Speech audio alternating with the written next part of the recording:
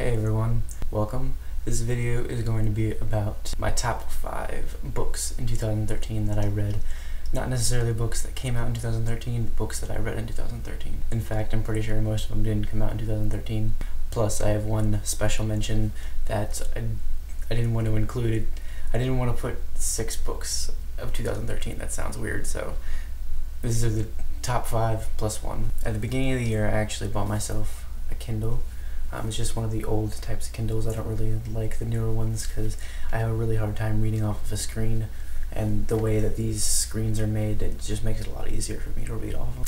And I bought this mainly so I could get books that were written by authors that publish their own books on Amazon through their ebook program. It was kind of like my way of wanting to help support new authors that didn't necessarily go the traditional route of getting a book published, or perhaps that were unable to get one of their books published. This first book is actually such a case where the author only published it on Amazon through an ebook, and the book is called The Mariner, and it's by an author named Aid Grant. And I might just put an image of the cover somewhere around here.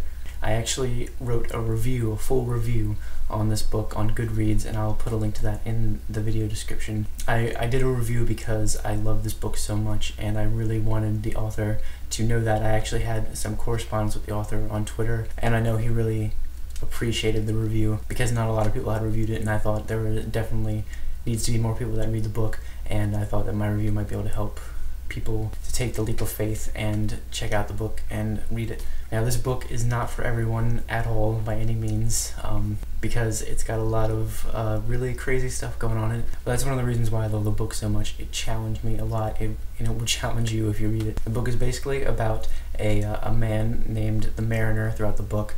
He isn't really given a name, just the Mariner, and he wakes up one day on this ship called the Neptune. It's a ship that used to be used to transport slaves, and the only company he has on the ship is this pack of Tasmanian devils, who he just calls the Devils, and he's really lonely. He has no idea what's going on. This thing has happened to the world. It's called the Shattering, and no one really knows what it was, how it happened, how the world has changed, what's going on, and it's just this huge event where everybody has forgotten what happened, what came before it, and what the significance of anything is, really. The Mariner has a lot of really screwed up thoughts in his head that it kind of drives him crazy.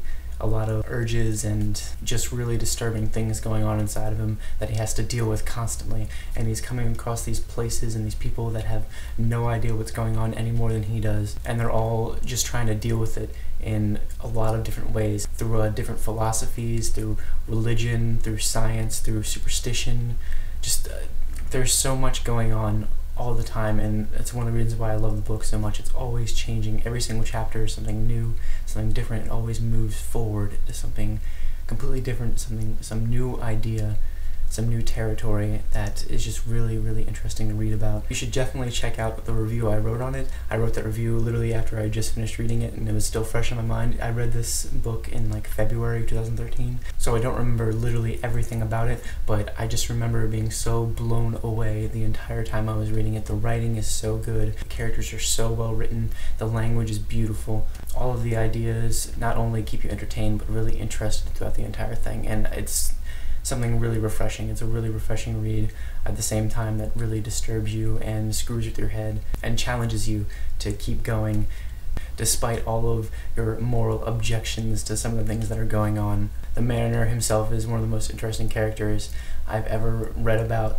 and one of the most interesting perspectives I've had to experience a book from, and sometimes I hated him so much, and then the times I was rooting for him. You should definitely check it out if you're looking for something like that. The second book on this list is Joyland by Stephen King. I've mentioned in my other video that I have up so far that Stephen King is my favorite writer. I wasn't sure what to expect when I got into this book because it's not really horror, it's more of like a crime mystery type of thing.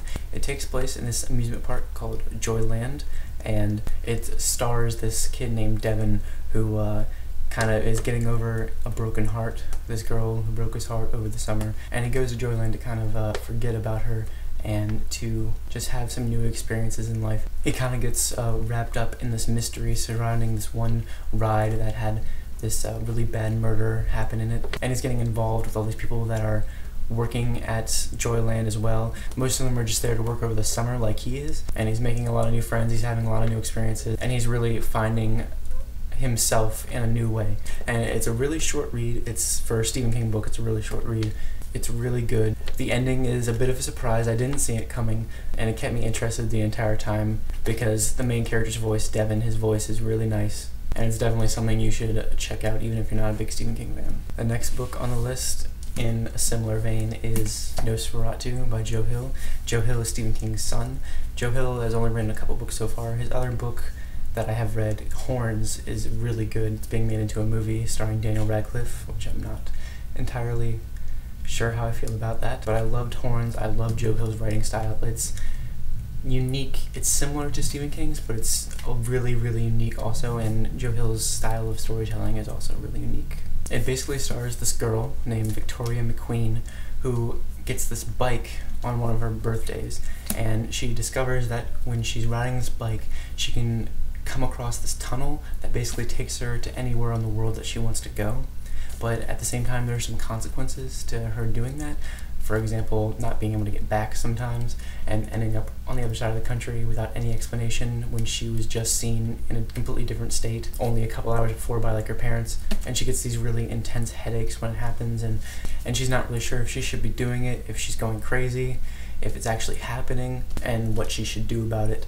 And the book kind of goes from her being young to her being older kind of rapidly. One day, after going through one of her tunnels to some place, she's kind of like kidnapped by this guy named Charles Talent Manx, who drives a Rolls-Royce Wraith with the license plate Nosferatu. And he's really screwed up. He kind of believes he's like this big savior of children, and he takes them to Christmas Land, which is this really screwed up place where really bad things happen to kids that I won't go into too much detail about because I don't want to spoil anything. But she escapes from him, and she's the only kid to have escaped from him. And so the book kind of goes through her life, dealing with her abilities, dealing with her having been kidnapped and the consequences of that, her dealing with some of the things that happened when she was younger, when she would go to these places through her tunnels, goes through like her relationship. She eventually has a son, and a whole bunch of stuff happens where Charlie, the Nosferatu guy, kind of like comes after her. And it's really, really good. It's really well written. It's fast-paced, even though it's a pretty big book. It's fast-paced. A lot of stuff happens. There's a lot of story in this book that I can't even begin to explain all of it. I don't want to spoil anything, but it's a really unique story that I think even people that aren't fans of horror could appreciate. The next book is one that's really affected me, that I really, really enjoy reading a lot, is I Am the Messenger by Mark Zuzak. I really, really love this book a lot.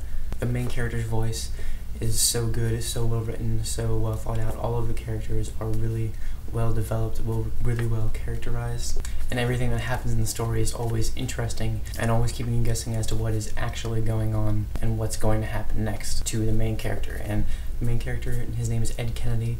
He's an underage cab driver. He's in love with his best friend Audrey.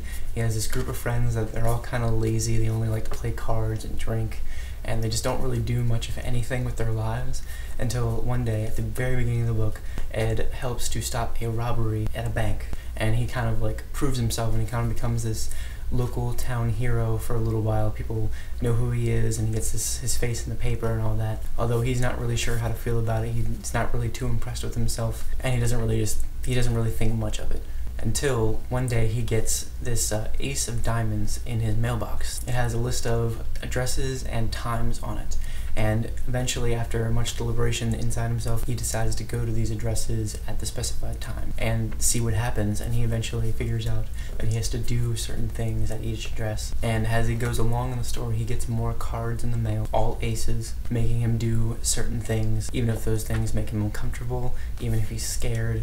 Even if he's not sure what to do, he has to go and do all the things that he's told to do, even though he's not sure why. Basically just because he feels really compelled to do it. And his voice it's really funny. It's really well written. His friends are really funny. A lot of the situations are really funny, but also really, really deep and meaningful. A lot of the things that he goes through really resonates with him, and it really resonated with me, and I really enjoyed reading about everything that happened to him. The last book on the top 5 list I actually don't have with me. I loaned it to a friend who took it to Colorado with him, so I'll just put like a picture of it like right here or something.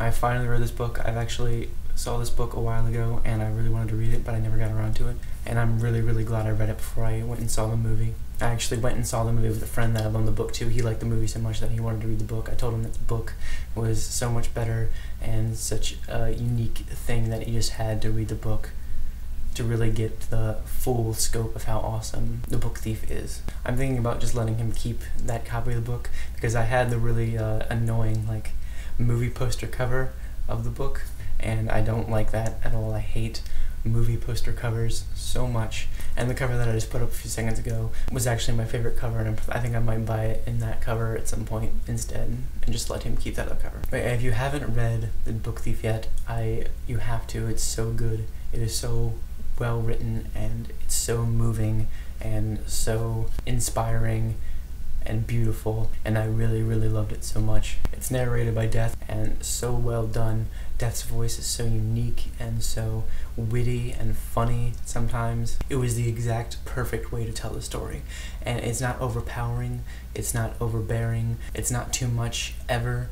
Death is always in the back when he has to be, and in the front when he has to be. Mark Zuzak has become easily one of my favorite authors because of The Book Thief and because of I Am the Messenger. The book is basically about this girl named Liesel who steals books in Nazi Germany. She has to go to an adopted family, to new parents who are really well-written characters, to a new school, to meet new friends. She learns how to read through the books that she steals. And her adopted parents eventually at some point take in a Jewish person and hide them in their basement, and Liesel develops a sort of a connection to him that's really interesting. And Death, the narrator, has a really interesting connection to Liesel herself, and it's really well written. The language is really nice. The characters are all really well done. The ending made me cry. It was so good. I loved it so much, and I can't recommend it enough. Now, the next book, the 6th book, the 5+1, is Every Day by David Levithan, and I really enjoyed this book a lot. David Levithan also wrote Nick and Nora's Playlist with Rachel Kahn, Will Grayson with John Green, and their styles are all really similar, but I thought this book really made him stand out really nicely. This book is about a sort of entity named A that kind of takes over a new person's body every single day for his entire life. It has a lot of really interesting things to say about a lot of people. You see the world from a lot of different perspectives, and A has a lot of really interesting perspectives on the world and life. And one day at the beginning of the book, he is in a body that has a girlfriend named Rhiannon, and she's really interesting, and he kind of falls in love with her. But there's a problem because he can't be in the same body twice, and he's not really sure how to deal with it. And it's really interesting, it's really well written. All of the characters have a completely different life, while A remains constant throughout the entire thing. And it's really interesting, it's a really good idea, and I think it's going to be the first in like a series. I hope so anyway, and I definitely recommend checking this out. Anyway, thank you for watching. I hope you saw something that you might be interested in reading sometime. Let me know what your favorites were. Let me know what you thought about any of the books that I just talked about. I'd love to have any sort of discussion on any of them. I'd love to answer any questions you have about any of them. And yeah, thanks for watching. See you later.